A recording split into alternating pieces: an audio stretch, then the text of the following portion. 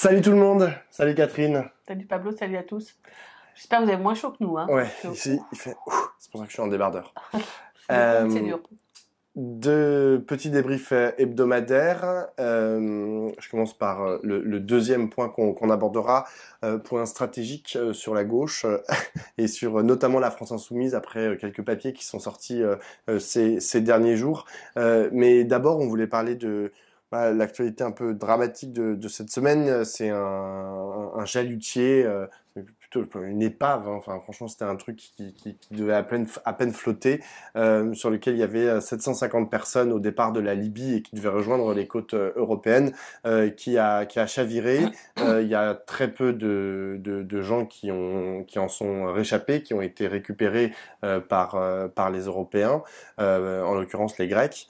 Euh, Une il y a centaine de personnes apparemment. voilà, une centaine de personnes, donc ça fait quelques centaines de disparus.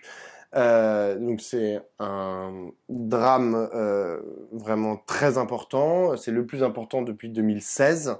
Mais en vérité, ça ne s'est pas arrêté. Il y a toujours eu, c'était Libération qui a titré leur cimetière.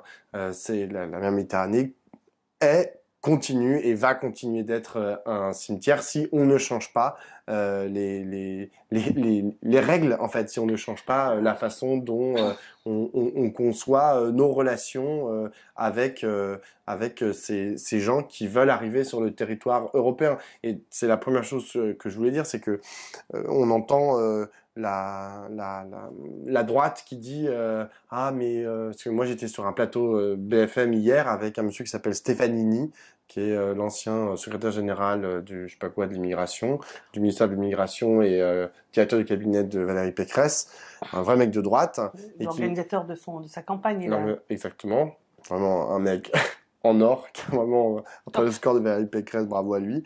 Et donc, qui m'expliquait que, en vertu des lois internationales, notamment liées à la mer, eh ben on pouvait rien faire.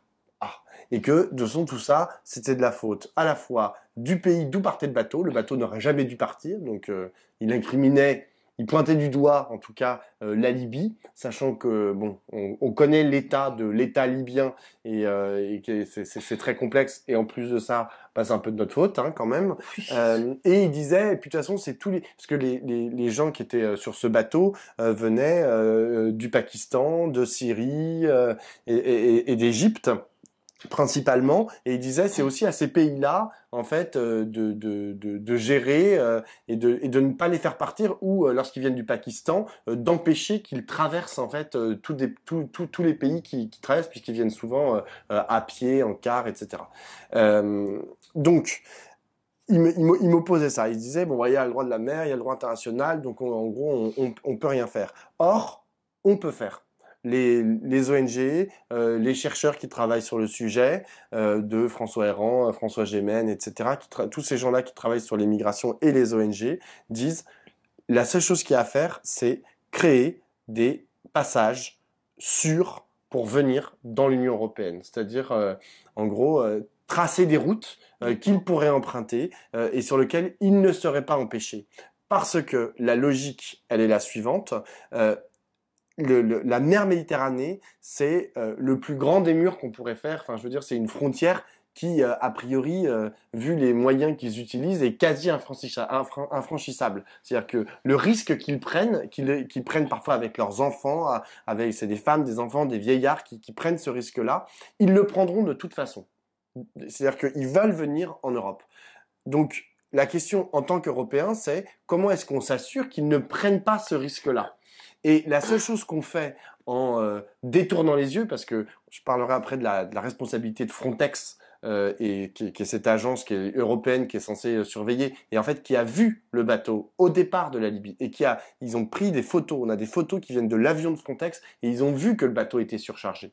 Et à ce moment-là, ils n'ont pas déclenché de signal d'alarme en gros dans le secteur pour venir les aider, soi-disant parce que le bateau n'avait pas appelé à l'aide. Alors qu'en fait, le droit de la mer, c'est tu y vas quand même, hein, même si quand tu vois que le bateau ça va pas, t'y vas.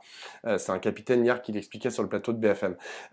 Et donc, il faut assurer ces voies sûres parce qu'ils prendront la mer. Et la seule chose qu'on fait en détournant le regard, c'est qu'on augmente la souffrance et la mort dans ces trajets. Ça, c'est la première chose. La deuxième chose que m'a opposé ce monsieur Stefanini, c'est qu'il me disait, ah oui, mais vous voyez, en France, il y a encore un sondage qui dit qu'il y a 75% des Français qui sont pour un référendum sur l'immigration. La question migratoire est une question qui crispe. Et il me disait même, la question, le fait qu'il y ait une pression migratoire, j'utilise ces mots et je mets des très gros guillemets, ça fait que dans nos pays occidentaux, les gens finissent par voter à l'extrême droite. Et lui, il se situait à la droite et il s'opposait à l'extrême droite. Et donc il disait, il faut essayer d'avoir une politique ferme à l'égard de l'immigration. Et comme ça, l'extrême droite ne prendra pas le pouvoir. Ce à quoi je pense qu'il faut opposer en fait à ce raisonnement une alternative de gauche à cette question, en fait, qui ne doit pas être je refuse de dire le problème migratoire, mais à cette question migratoire auquel la droite a des solutions toutes faites. Et là, c'est vrai que c'est un peu plus complexe, parce que quand on essaye d'écouter ce que disent les uns les autres à gauche, bon, il y a une partie, c'est les no-borders, ceux qui considèrent qu'il doit y avoir une liberté de circulation totale et d'installation des personnes, parce que les frontières n'existent pas, c'est ce que répète sans arrêt, par exemple, quelqu'un comme Cédric Héroux. Il dit, moi, je vous emmène à la frontière, là, vous allez voir qu'elle n'existe pas.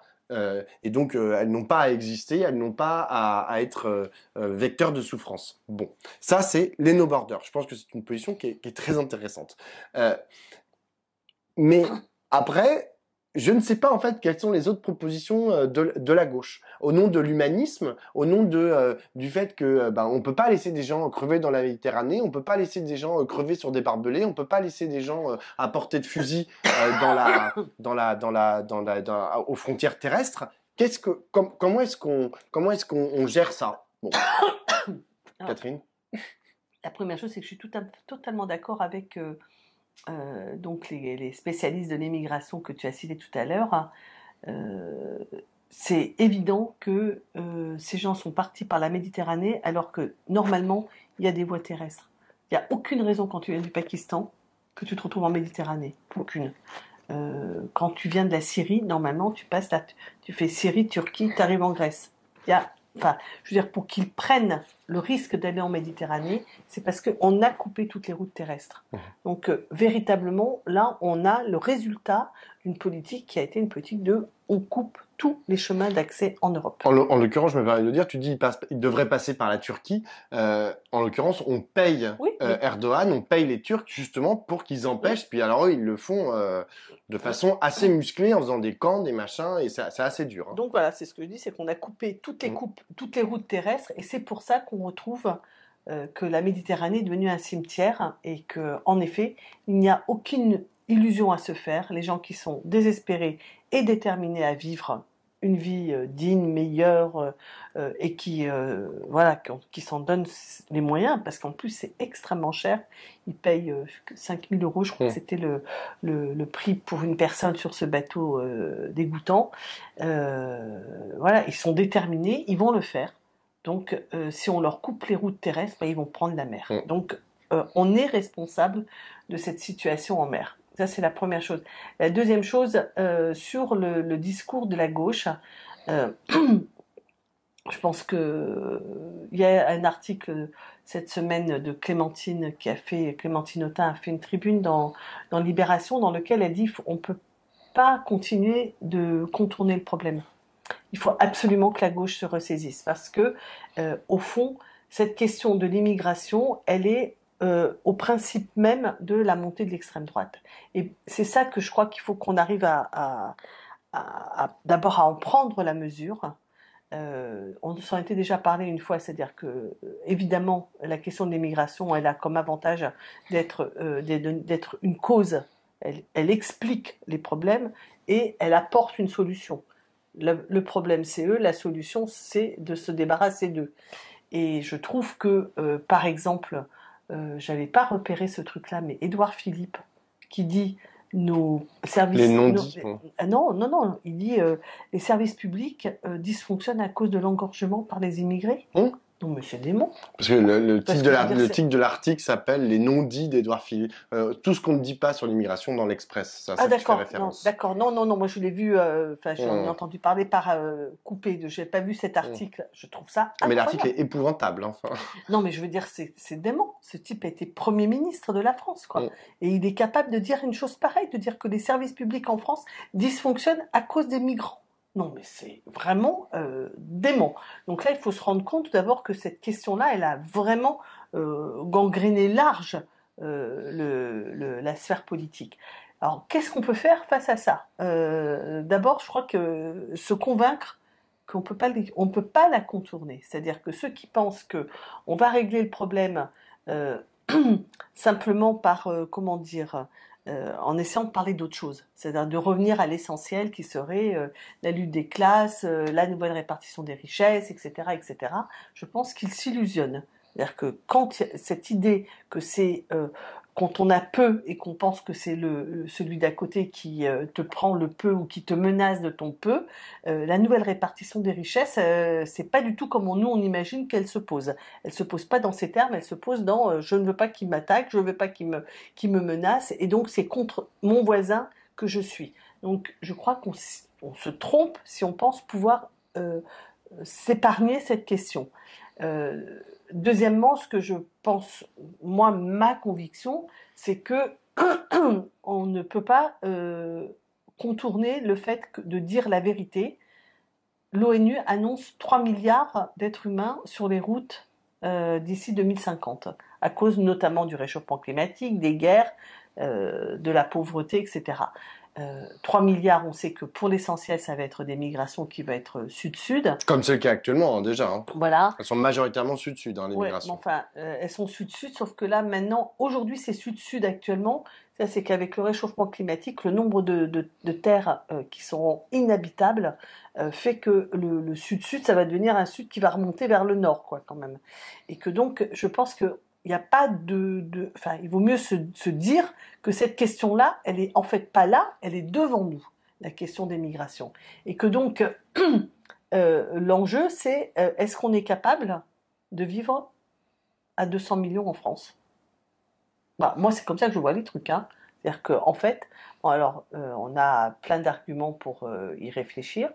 La France est le pays le moins peuplé d'Europe en termes de rapport nombre d'habitants par rapport à sa superficie. On est très peu peuplé. Il y a des grands déserts, tout le massif central, etc. Donc, on a des surfaces. Et on a l'enjeu profondément, c'est comment on organise une société qui permet cela et qui permet et mentalement et matériellement. C'est-à-dire est-ce qu'on est capable de s'ouvrir et d'accepter le fait que eh ben on va vivre avec des gens qui n'ont pas été sur les bancs d'école de la République au départ, hein, mais qu'ils sont des êtres humains et qu'ils ont plein de choses à nous apprendre. Moi, j'ai l'impression que c'est... Voilà. Moi, mon point de vue, c'est il faut se préparer à... Et alors, la France, et pas que la France, hein, c'est ben, toute l'Europe va devoir Hum. accueillir et accueillir massivement, et que c'est donc ça notre sujet, et que tout le reste, c'est de la littérature, et que les échelles de flux migratoires qu'on a connus aujourd'hui, à mon avis, ne tiendront Hum. absolument pas. Non, mais et tu as raison. Mais cette question, en fait, elle s'est posée de tout temps. Moi, ça me rappelle. J'avais vu une pièce il y a une vingtaine d'années d'Ariane Nouchkine. Alors, c'était à une autre époque. Ça se passait. La pièce se passait pendant la Deuxième Guerre mondiale, et donc il y avait une famille, une famille de Français non juifs. Donc, on voyait la porte qui était comme ça. Ils étaient non juifs, puis ils étaient derrière, donc la mère, le père et les trois enfants. Et il y a une famille de juifs qui se fait poursuivre par la Gestapo, et ils commencent à toquer à la porte puisqu'ils sont poursuivis par la Gestapo. Et il y a aussi des enfants. C'est la même famille, mais de l'autre côté de la porte. Et là, nous, on assiste en fait à la discussion de cette famille qui est à l'intérieur de la maison. Et le père dit, bah non, on ne va pas ouvrir. Et la mère dit, mais si, on doit ouvrir, enfin, c'est 3 enfants, machin, parce qu'il le voit par le trou de la serrure. Et le père dit, bah non, parce que j'ai regardé, on est en période de guerre, et nous n'avons que 3 sacs de farine, 2 sacs de blé, blablabla. Et donc il estime, il fait un calcul économique, et il dit, on ne tiendra pas à 10, on ne tiendra pas très longtemps à 10, on ne peut rester qu'à 5. Et la mère dit, je m'en fous, en fait. Si jamais, genre, la porte reste fermée, on n'y arrivera pas. Et, et voilà. Et donc, du coup, ils finissent, c'est le père qui a le dernier mot, et ils finissent par ne pas ouvrir la porte. Tout ça pour dire que, en fait, au bout d'un moment, je comprends le raisonnement du père. Il est assez logique et il est économiquement valable. Pour autant, est-ce qu'on peut se permettre, au nom de notre humanité, de ne pas ouvrir la porte? Est-ce qu'on peut se permettre, au nom de notre humanité, de continuer à détourner le regard sur ce qui se passe dans la Méditerranée? Est-ce qu'on peut... Mais c'est une vraie question. Et quand tu dis on va essayer de vivre, en fait, est-ce qu'on peut vivre à 200 millions? C'est plutôt, en fait, on n'a pas le choix que d'essayer de vivre à 200 millions, en fait, sur le territoire français. Comment? Ça sera la guerre. Non, mais ça sera la guerre, ça sera surtout. Moi, je suis désolé, mais je ne suis pas aujourd'hui. Je ne veux pas, comment on dit, délaisser en fait cette part d'humanité. Déjà, je trouve que c'est compliqué de vivre dans notre monde au 21e siècle. Moi, je suis parisien. Enfin, toi, t'habites à Montreuil, t'habites à Bagnolet, mais voilà, je suis parisien. Déjà, c'est compliqué en fait de vivre dans un monde où il y a des gens qui vivent dans la rue, des enfants qui vivent dans la rue, des enfants qui vivent dans le froid. Déjà, en fait, à chaque fois qu'on enjambe en plein hiver. Comment? Ou dans le chaud, exactement. Et c'est parfois bien pire. On sait que les sans domicile fixe sont beaucoup plus vulnérables en été qu'en hiver. Mais déjà, les enjamber, passer à côté d'eux et se dire putain, c'est quand même pas possible. On délaisse à chaque fois une part de notre humanité en fait dans ces trucs-là. Mais si en plus on dit le projet politique de la France, parce que là le projet politique c'est quand même de dire, comme l'avait dit Macron d'ailleurs au début de son premier quinquennat, vous allez voir, je vais reloger tous les SDF. Il l'avait dit. Donc son projet politique quand même si c'était complètement raté et qu'il passe complètement à côté de la chose, c'était quand même ça son projet politique. Là si on dit le projet politique c'est fermer la porte et continuer à crever dans la Méditerranée et aux frontières de l'Europe ou retourner dans votre pays où vous êtes de toute façon vous allez crever parce qu'il fait trop chaud, parce qu'il y a la guerre ou parce que vous allez être foutu en prison, on va pas y arriver. Alors, on va plus pouvoir se regarder dans la glace. Ouais, le truc c'est que en fait, pour que ça soit possible, c'est-à-dire pour qu'ils nous conduisent à accepter de nous déshumaniser, c'est cette pensée raciste qui monte. Parce que pour accepter de voir l'autre mourir, il faut que l'autre ne soit plus un être humain. Et donc, en fait, on est en train... La pensée raciste, c'est une pensée qui déshumanise l'autre pour qu'au bout du bout, on puisse le tuer ou le voir mourir. Et c'est là, à mon avis, que se pose la question. Alors, nous, là, on parle de morale, de vision du monde, etc. Je vois la tentation de la gauche d'avoir des réponses qui soient sur les questions économiques. J'entends et je comprends l'effort. Hein. Je suis pas en train de pointer du doigt et de dire c'est nul et non avenu. Mais je vois ceux qui disent ah bah tiens, si on, vous savez. Les personnes qui migrent, ils permettent de travailler dans les métiers en tension.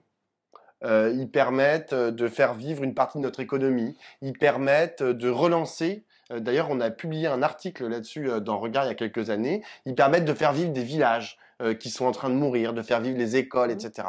Cette vision utilitariste de personnes et d'êtres humains, moi j'ai vraiment du mal. Je pense que ce n'est pas en ce nom-là qu'on devrait mener le combat sur les questions migrants. Et tout à l'heure, j'ai fait un parallèle dans une discussion qu'on avait eue avec Catherine, avec d'autres combats, d'autres grands combats qu'on a eu, par exemple, qu'a eu l'humanité, par exemple contre l'esclavage, et que continue d'ailleurs à avoir l'humanité, hein, c'est pas fini dans certains endroits, contre l'esclavage. En fait, c'est la seule raison pour lesquelles on devait être contre l'esclavage, c'est la question de l'égalité.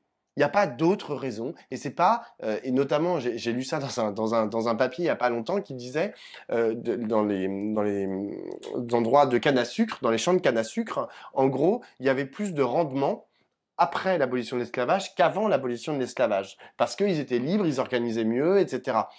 Ça, bon, c'est un fait. peut-être, historique, économique, etc. Mais par contre, ça ne peut pas être un argument. C'est-à-dire que c'est pas, tiens, on va les libérer parce que ça va être encore mieux économiquement. Non, c'est nul et non avenu.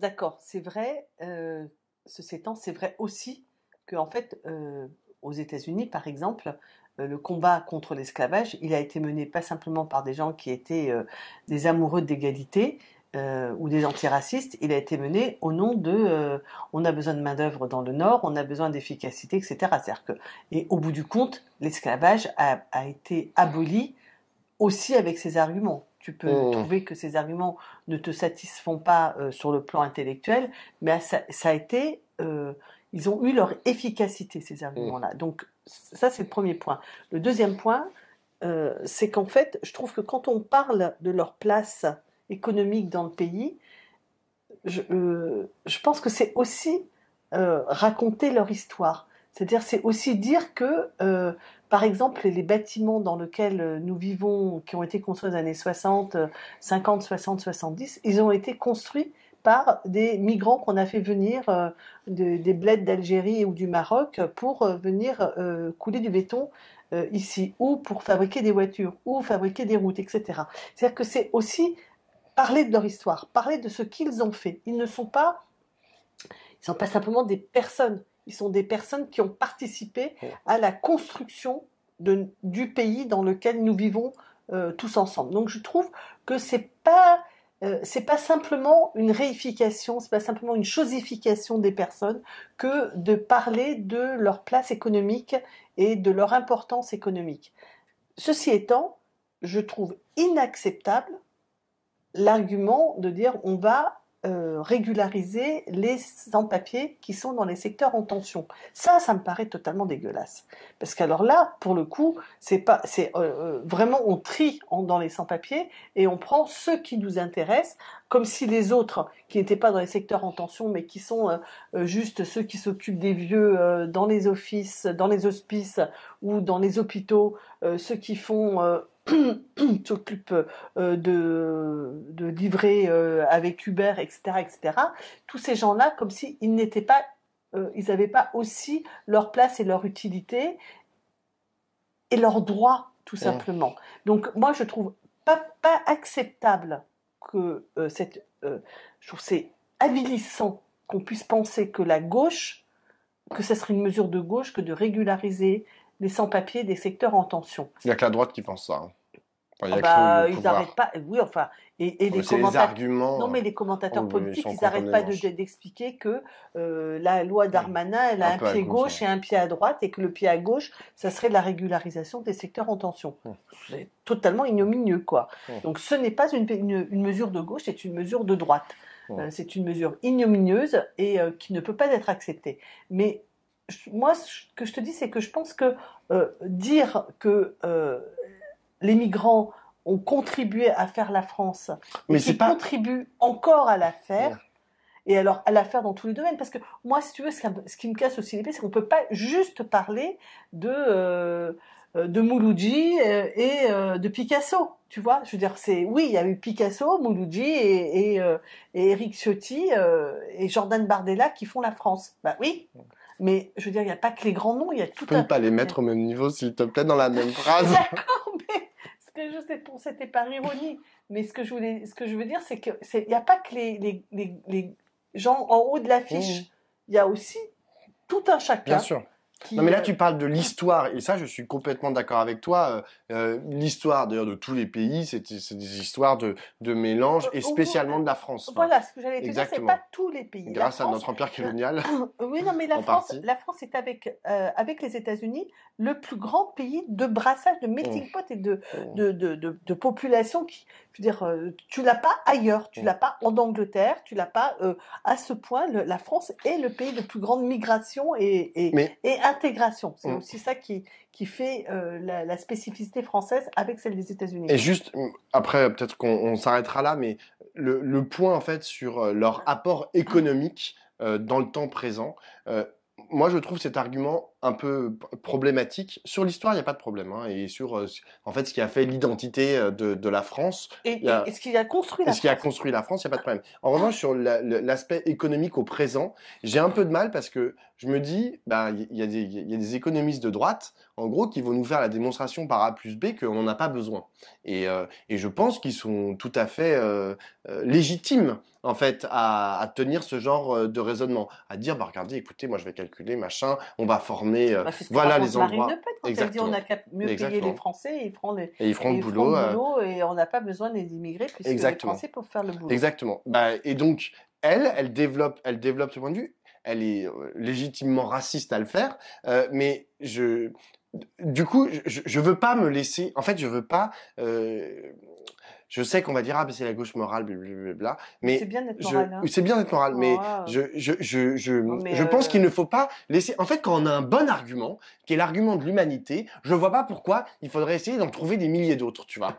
Moi, c'est ça, genre, en fait, ça me fait chier. Genre, au bout d'un moment, c'est bon, quoi. On a le bon argument, putain, c'est l'égalité, le vivre ensemble et l'humanité. Bon, genre, tu vas pas te faire chier. Par contre, savoir comment est-ce que, au nom de ces principes qui sont cardinaux pour la gauche, comment est-ce qu'on fait pour vivre ensemble? Ah, t'as donné le chiffre de 200 millions, pourquoi pas?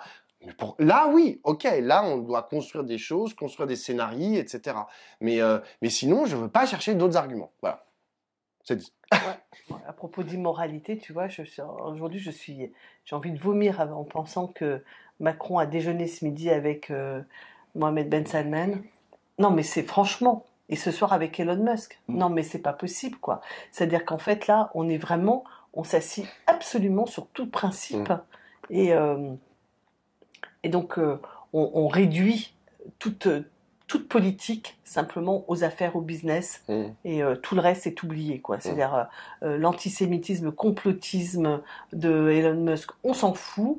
Et Mohamed Ben Salman qui développe dans son pays une vision, parce qu'en fait c'est quelqu'un qui a un projet qui s'appelle, je sais plus, Arabie Saoudite 2030, je crois, en tout cas, et qui a un projet mais affreux, quoi. Il veut mobiliser tous les pétrodollars pour construire une espèce de ville. Ligne. The Line. Voilà, c'est une ville qui ferait 100 km de long, toute fine. Au milieu du désert. Et totalement climatisée. Un truc de dingue, quoi. C'est-à-dire que alors, outre le traitement des droits humains, l'absence de démocratie, les femmes, le meurtre du journaliste dont je me souviens plus le nom, dans l'ambassade, enfin le consulat en Turquie. Outre tous ces faits d'armes, la guerre qu'il conduit, qui a fait plus de 400 000 morts au Yémen, enfin bref, tout ça, c'est en plus vraiment un gros doigt à l'écologie. Un gros doigt à l'écologie, et que ce mec-là, parce que l'enjeu c'est de lui vendre des armes, parce que ça, la raison. L'enjeu, c'est qu'on veut lui vendre des armes. Et donc, ça fait 2 fois cette année que Macron reçoit Ben Salman Et 2 fois qu'il reçoit Elon Musk aussi. Dans l'année. Non mais c'est dingue, hein. Franchement. Non mais donc tu vois cette idée que la morale ça n'aurait pas sa place. Tout à l'heure tu as dit une phrase intéressante, tu as dit avant la France c'était le capitalisme mais aussi les lumières, les droits de l'homme, etc.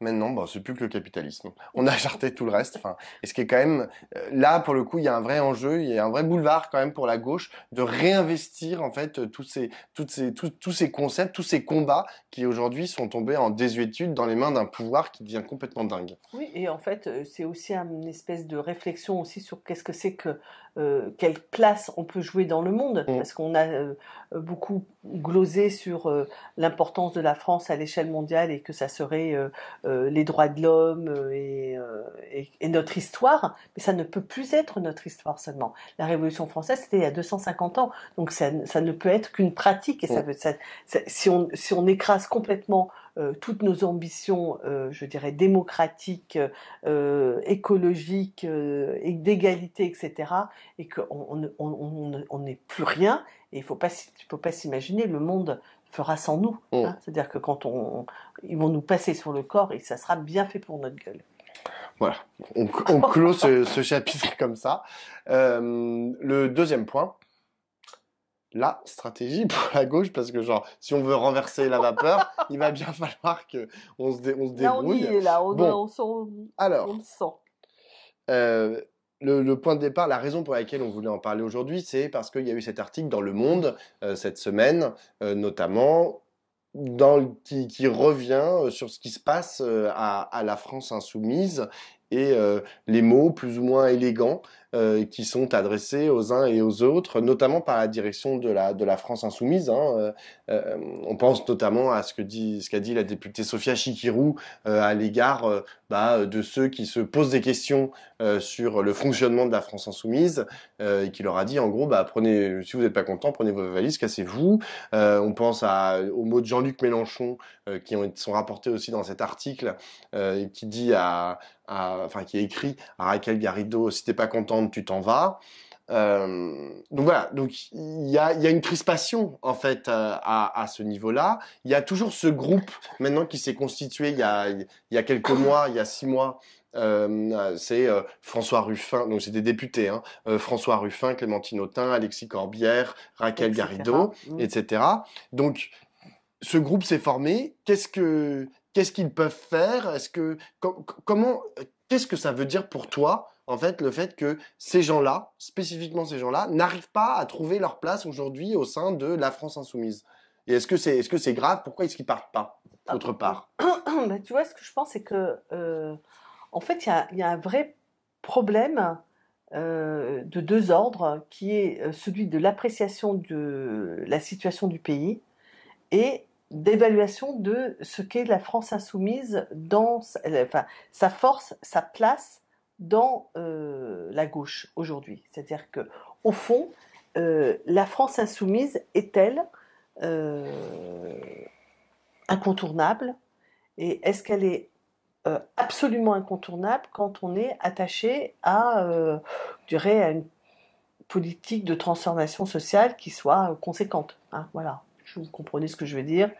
On peut dire une gauche de gauche, on peut dire une gauche radicale, on peut dire une gauche révolutionnaire, on peut dire plein de mots comme ça, mais qui veut dire une gauche qui se fixe réellement l'objectif de transformer le monde, et en tout cas la situation française, et donc au fond, je pense que le dilemme de cette équipe là qui ne se sent pas bien dans la France insoumise, et que la France insoumise verrait finalement, ce que l'on comprend, d'un assez bon œil qui dégage, comme ils disent, euh, c'est qu'en fait ils ont un problème politique. Leur problème, c'est pas, pour une fois qu'on peut ne pas simplement parler de problème de personnes, ils n'ont pas un problème de leur place, ils ont un problème de l'efficacité de leur engagement et de, voilà, quel est l'autre lieu où les choses peuvent se passer. Et je pense que ça renvoie à une discussion, d'abord sur le fait que, ça c'est la discussion qu'on a depuis il y a maintenant 15 jours, 3 semaines, sur le fait qu'on ne peut pas changer le monde, changer les choses, changer la vie, si on est un tout petit groupe minoritaire. Il faut faire définitivement son deuil du léninisme. Je crois que là, vraiment, hein, et tous ces avatars, donc trotskistes inclus.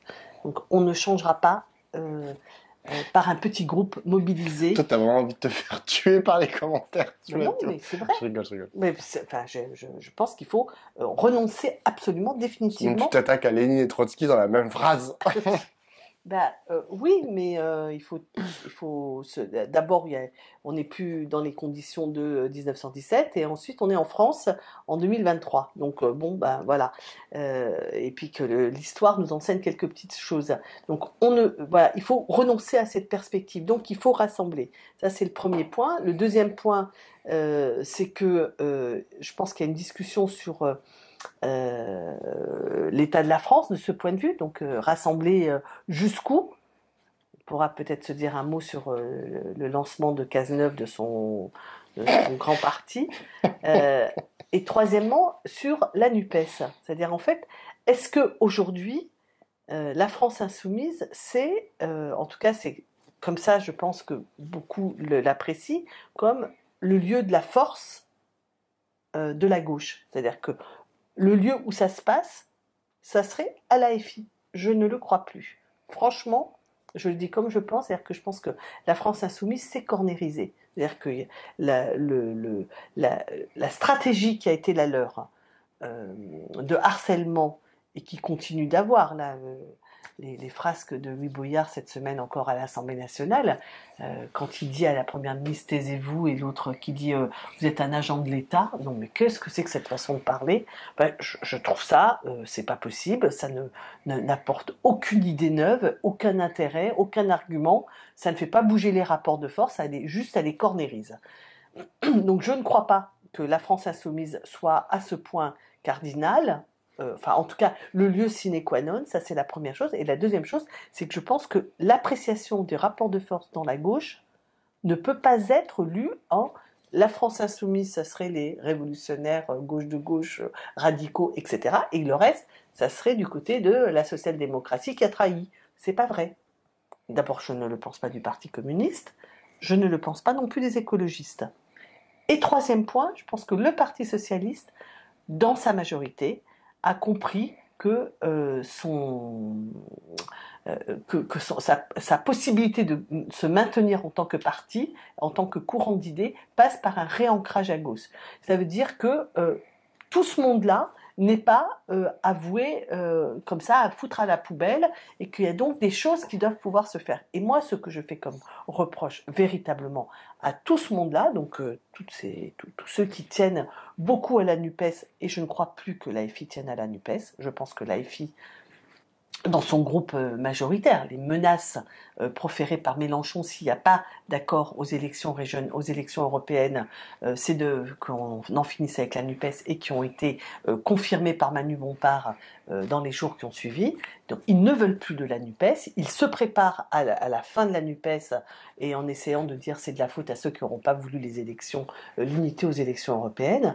Je pense qu'il y a des choses à réfléchir sur qu'est-ce que c'est que ce cadre de commun de la gauche qui me semble nécessaire compte tenu de la tripartition de la vie politique, mais qui ne peut pas se traduire par l'hégémonie d'un, la France insoumise, ni la création d'une sorte de parti de gauche, parce qu'au fond, et ce sera mon dernier mot, c'est au fond quand là on est en train de monter en épingle cette affaire des élections européennes comme étant une question sine qua non, mais moi je pense que la gauche, je l'ai déjà dit maintes fois, la gauche elle est diverse et que si on est ensemble aux élections européennes, aux élections législatives, ce qui ne s'était jamais fait, un seul candidat à l'élection présidentielle et des listes d'union aux élections municipales, mais on fait un parti qui s'appelle le parti de la gauche.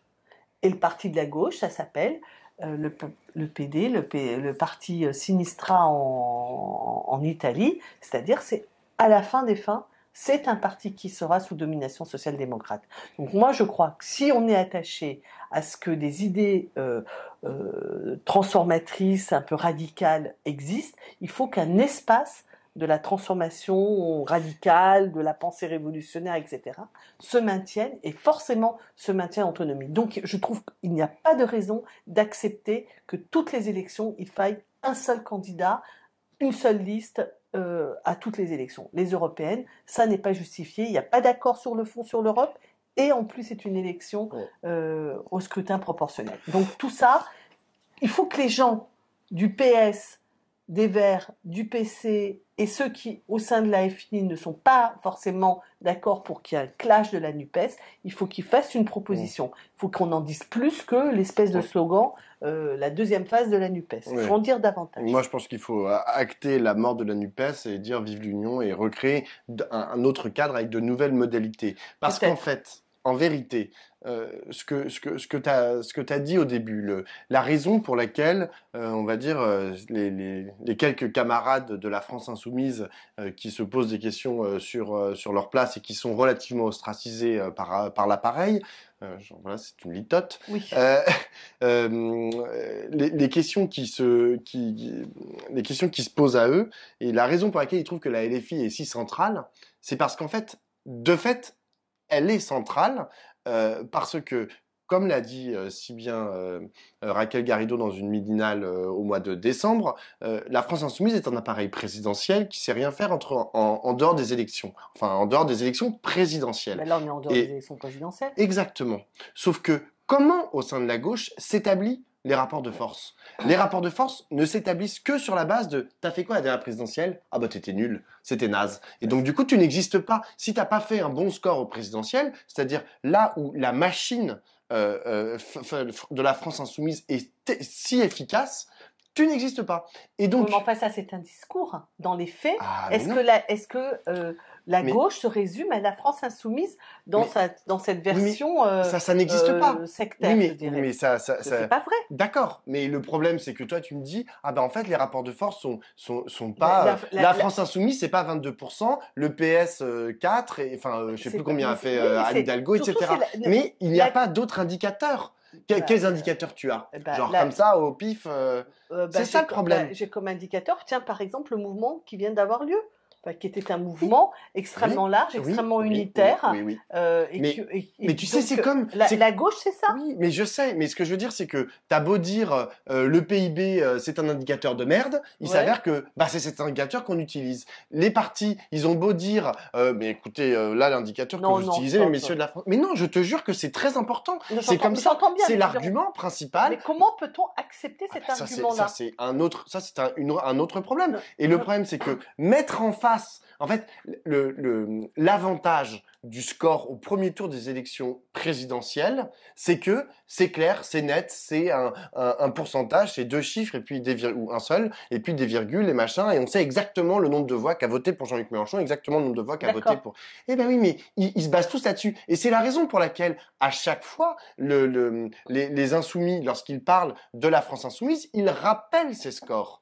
Ils rappellent que Jean-Luc Mélenchon a fait 22% et qu'il est fort de ces 22%. C'est ça qui leur donne de la puissance dans leur rapport de force. C'est aussi pour ça qu'ils veulent pas que les élections européennes, chacun fasse une liste, parce que du coup, là, ça remet un peu les pendules à l'heure. Et un peu. Parce qu'on se souvient ce qui s'est passé aux dernières élections européennes en 2019. Ça a été un fiasco pour la France insoumise qui a fait 6%. Pour autant, ils ont continué à répéter « Ah, mais ce qui était important, c'est la présidentielle parce que nous, c'est là qu'on est venu. » D'accord, mais ce que je veux dire, c'est que la politique, ce n'est pas le vote du jour du premier tour d'élection présidentielle. Donc, la responsabilité... Non, ce que je veux dire, c'est que la responsabilité de tous ceux qui veulent qu'on se défasse de ce fonctionnement qui ne fonctionne pas. Parce que le problème, c'est que moi, je souhaite évidemment qu'il y ait la France insoumise. Mais par contre, la France insoumise, dans un rapport de force tel qu'il s'est construit, totalement hégémonique et autoritaire, parce que là, c'est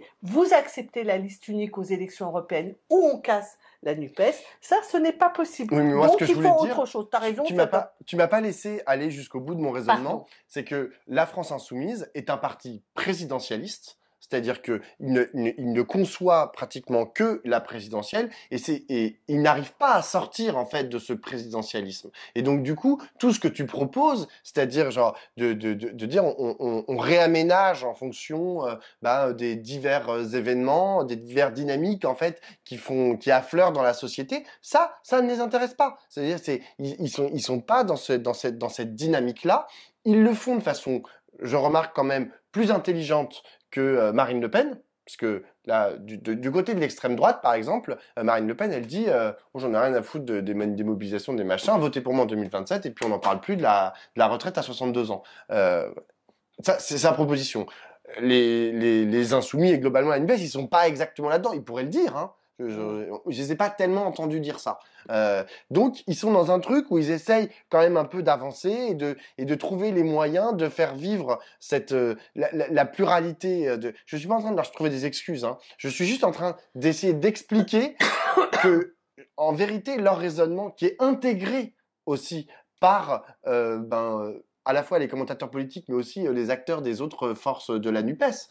C'est-à-dire genre ah bah oui mais vous nous avez battus à la présidentielle. Oui, c'est aussi ça qui est pas possible. Ah bah non oui, mais ce que je conteste complètement, plus profondément, c'est que en fait on accepte d'une certaine manière, on se range au système présidentiel, on accepte que la politique ce soit ce qui se passe à l'Assemblée nationale, c'est-à-dire qu'on rétrécit de plus en plus la politique au champ médiatique et à l'arène institutionnelle. Non. la politique. Et si on fait ça, tout à l'heure on a parlé de la gauche ne peut pas s'en sortir si elle ne bat pas le racisme profondément, ben, je pense et donc la question migratoire, mais je pense qu'on ne peut pas imaginer une victoire de la gauche qui se traduise pas simplement par une victoire électorale, mais une victoire dans les faits, s'il n'y a pas un rapport à la politique qui soit beaucoup plus mobilisé, beaucoup plus large, et donc ce rétrécissement de la NUPES sur le groupe, intergroupe au Parlement, et l'idée que le rapport de force est le premier tour d'élection présidentielle, c'est une conception de la politique qui est délétère, qui est mortelle pour la gauche et pour la transformation sociale. Le truc, c'est que je pense qu'on ne peut pas faire porter le chapeau à cette obsession de la présidentielle uniquement à la France Insoumise, parce que les autres partis, mais je suis d'accord, les autres partis font exactement la même chose. Moi, j'ai observé, par exemple, je vais être un peu méchant avec le PC, on va me taper dessus, mais le PC, par exemple, il y a 10 ans, et d'ailleurs toujours maintenant, ils ont plein de maires.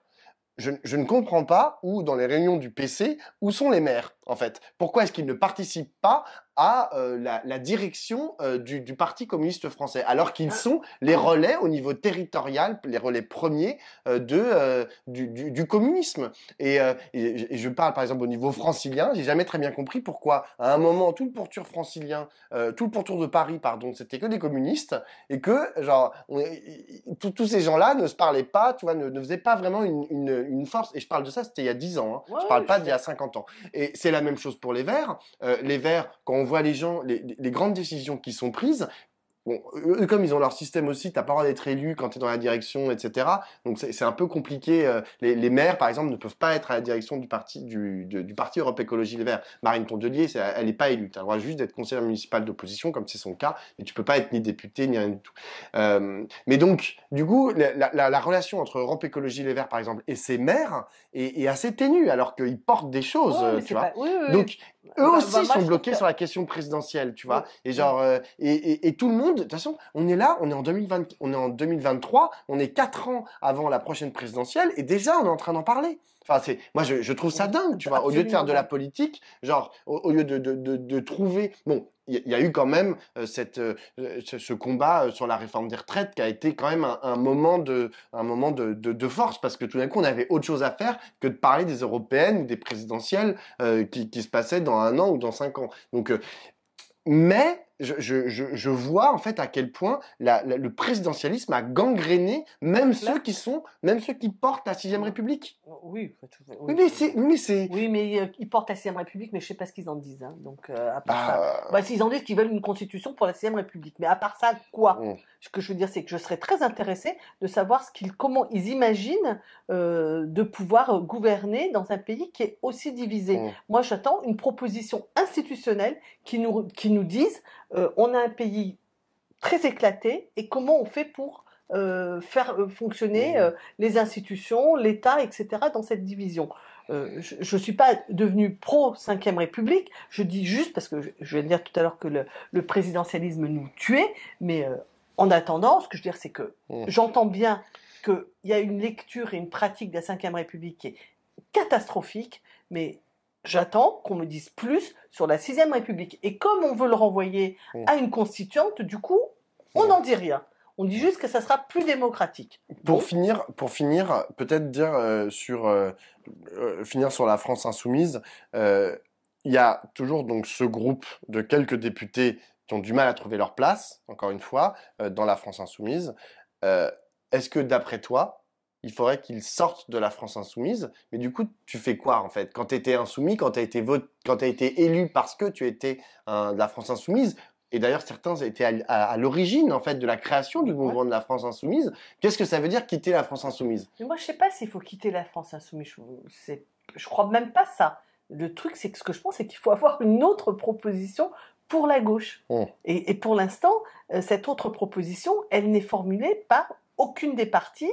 Et il y a un groupe qui a l'arme atomique, c'est-à-dire Jean-Luc Mélenchon et son cercle là, qui en gros menace tout un chacun de faire exploser la NUPES, ce qui signifierait, en cas de dissolution ou lors des élections législatives, pas d'investiture et donc des groupes parlementaires, celui du PC, celui des Verts assurément, probablement celui du PS ou en tout cas celui du PS serait en danger, etc.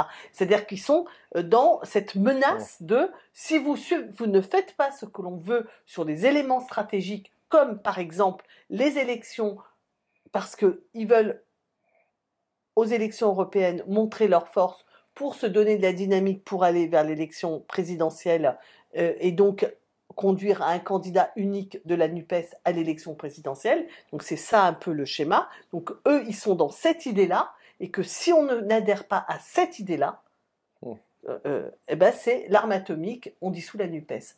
Ben non, je regrette, même si on peut adhérer à l'idée qu'il faut un candidat unique à l'élection présidentielle, moi ce que je crois qu'il vaudrait mieux qu'on ait un candidat unique, mais ce candidat unique ne passe pas forcément par le fait que à toutes les élections, tout le monde est ensemble, parce qu'encore une fois, ça ne permet pas de faire respirer la diversité de la gauche et que ça conduit inéluctablement à la constitution d'un parti unique, une formation unique de la gauche, et qu'une formation unique de la gauche, au bout du bout, c'est le réalisme qui l'emportera. Et ben on va terminer là-dessus. Ciao, ciao.